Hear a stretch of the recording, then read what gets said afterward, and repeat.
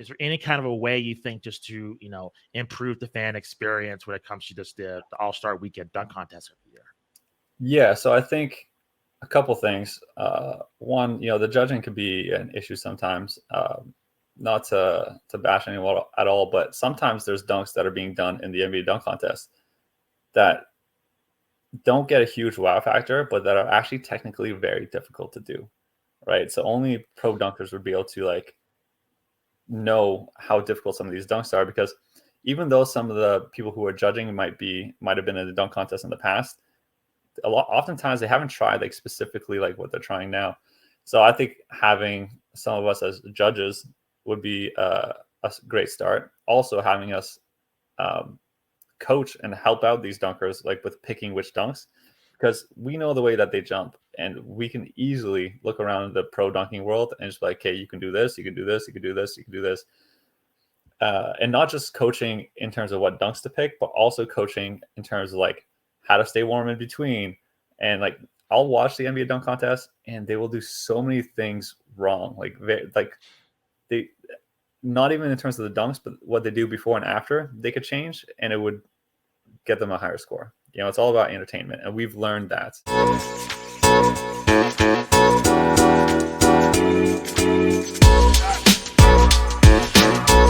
Light the beam. The third place Kings, going to give some love to the small market. Actually, I think all of my teams are small market teams here. So I think we've kind of heard a lot about the Suns and the Mavericks and a lot of the other, big move teams, at least. So the Kings are at plus 150 to make the play-in tournament, interestingly enough. So I don't think many people think they will be there in spite of how close the Western Conference is right now. And those odds are on Bovada, by the way. But my question for the Kings is, can they hold off the new look Suns in that Pacific division? You see them in third right now. They are at 32-25. The Suns at 32-28. So basically the Kings have just played less games than the Suns, but they've had a bit of a hold on that Pacific division for a good chunk of time now. And it's interesting as they come more into the conversation, as people start believing them. I don't think it's there yet. The buzz is there yet for them to get past the first round, or past the second round, excuse me. But, they do look to be a likely home court advantage team, I'll say, and still have a good chance, given the injuries the Suns have gone through, at maintaining hold of that Pacific division. Yeah. Interestingly enough, if you wanted to bet on Bovada on the Kings to meet the Celtics in the finals, you have plus 20,000 as your odds there. So if you are loving the Kings, hey, take a shot if you are really buying into the Kings. Right. So that's my first team. Anything to add? Otherwise, you can move on to your next team whenever you're ready. No, they're a fun watch, and it's good to see the Kings just getting love. I think previous years, I think they're usually a borderline laughing stock. People make fun of them, and it's good just to see them in the mix. I think it's really good for the league too, just to see the Suns, they struggled and now they're a perennial power. We've seen the Pelicans struggle and now they're in the mix, and now with the Kings as well, and in the Memphis Grizzlies. So I think that's great for the league for sure. Absolutely. Go ahead, give us your next team. Yeah, I'm gonna go more mainstream. Sorry, and that's the right. the Phoenix Suns. All right. That's going to be fun to see. And I think with DeAndre Ayton, I think with Kevin Durant there, with Chris Paul, that's going to be a very interesting mix to see where does he fall with just that new lineup, the new expectations. Pretty much it's title or bust with Kevin Durant. So nothing too much to further add there. Just take a look at the odds on Bovada. It's really interesting to see, they're second in line to be the favorites at plus 425. So I think that's going to be really interesting to see in terms of if they can live up to those expectations, and if DeAndre Ayton, if they lose, will he be the scapegoat or not? I don't know. And I think it's certainly going to be interesting to see if they run into the Pelicans as well. They have a huge rivalry there, lots of bad blood. They have lots of bad blood with a lot of these teams on this list. So, I think they're going to be a compelling watch just as we head into the second half of the season. Yeah, definitely with you there. I do still find the Phoenix Suns interesting. I think a lot of their narrative is how soon can they get healthy and all get together? Can they? Honestly, the question of can they gel or not, I think is irrelevant. I think these guys are going to click right away if they're all healthy. I don't think they'll have problems. I mean, KD didn't have any trouble fitting in with the Warriors. I mean, I think there was a lot of media drama, but they're really, if you looked at what was going on in the court, yeah, him and Draymond yelled at each other sometimes, but in terms of basketball fit, I mean, this guy is the Swiss Army knife. Yeah, the agreed. Swiss Army knife mercenary that you can just bring in, plug into any offense. So with you there, I'll go ahead and jump into my next team. I'm going to go to the Eastern Conference, which, as we know, is very deep. You've got a gridlock in the top three there: Celtics, Bucks, 76ers, Cavaliers right behind them. And I want to go with a team that is struggling to stay afloat. And I do find it interesting to see where they land. They didn't move John Collins this offseason. I'm talking, of course, about the Atlanta Hawks. And they are sitting right now at the 8th seed on Bovada. They are minus 500 to be a play-in tournament team. They are, of the teams in the Eastern Conference, the most likely team, according to those odds, to be in the play-in tournament. They are the favorites to be a play-in tournament participant, which I think is interesting. Their over-under, again, on Bovada is minus 125 if you pick the over for 41 and a half games. So basically, if you bet for them to win 42 games or more. And I just don't know what to make. This team had so much buzz going into the season, and there's been this waiting for a reemergence of the Hawks as a top team in the East. I fell for it last year. I was like, hey, let's let the good times roll. They got to the Eastern Conference 2 years ago, Eastern Conference Finals. I thought they were going to just build on that, and then things just kind of got weird. They added DeJounte Murray. He's a huge factor, no doubt, but they have decisions to make with him this offseason. They need to move John Collins potentially, or see if that's going to end up flipping around and if he can stay put, but he's been in so many trade rumors. So I think this is a team that, yes, likely it seems they're going to be in the play-in tournament. Really the only teams I could see them leapfrogging if they had some good success. So the Hawks are at 29 and 30 right now. If the Knicks went cold and if the Nets go really cold, but even then the Nets are 34 and 24, the Knicks are 33 and 27. And again, the Hawks are 29 and 30.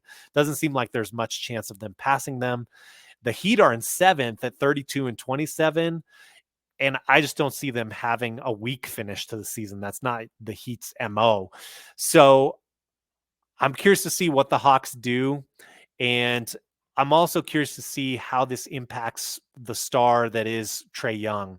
Does he kind of go down a level? Is he not considered like a 1A level star? Is he considered like maybe he needs to be the second guy on your People title share an team? affinity for Jordan, just his impact on the game. For a lot of younger fans, they may not know he has just a huge impact in general. How much of an impact did he have on just your life? How much you emulated, not only his dunking style, like you're named after him, like how much the impact do you think he's had on just your life in general? Yeah, it's one of those things I'm starting to realize more and more how much of a real impact. I idolized him my whole life, and looked up into a bunch of his stories and his mentality.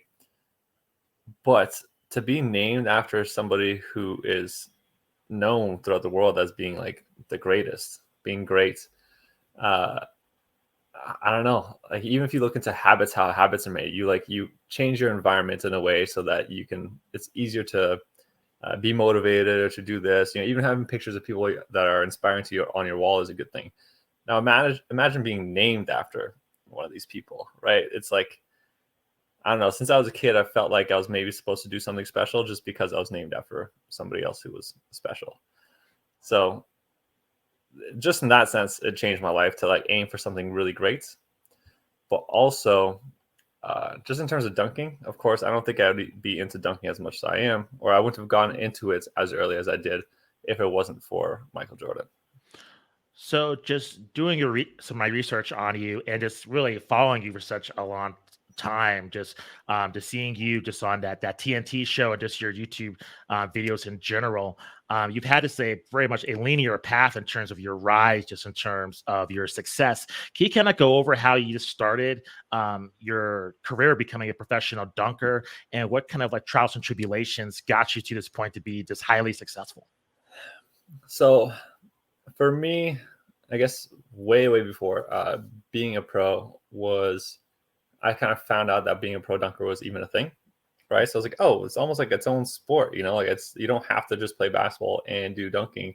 And so I started dunking on 7-foot hoops, 8-foot hoops every day for 3-4 hours a day, sometimes 9 hours in a day. And then, I just got hooked. So for years I did that, and then got into like proper high jump type training and doing all my research.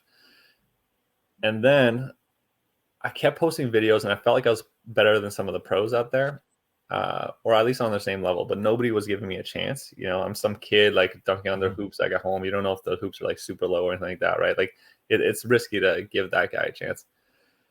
But then Hoop Mixtape, so Nils Wagner gave me a shot. He flew me out to LA, and then I got to dunk in front of all these people I've idolized my whole life. And I would just started going off because I had like crazy amount of adrenaline. It was like by far the highest I've ever jumped. And I started doing really well against them. So much so that like I went from being a kid who's like, we don't even know if he's good enough to be a pro, to like people calling me the best dunker in the world, like that quickly. So that's pretty much how it all started for me. And yeah. That's incredible.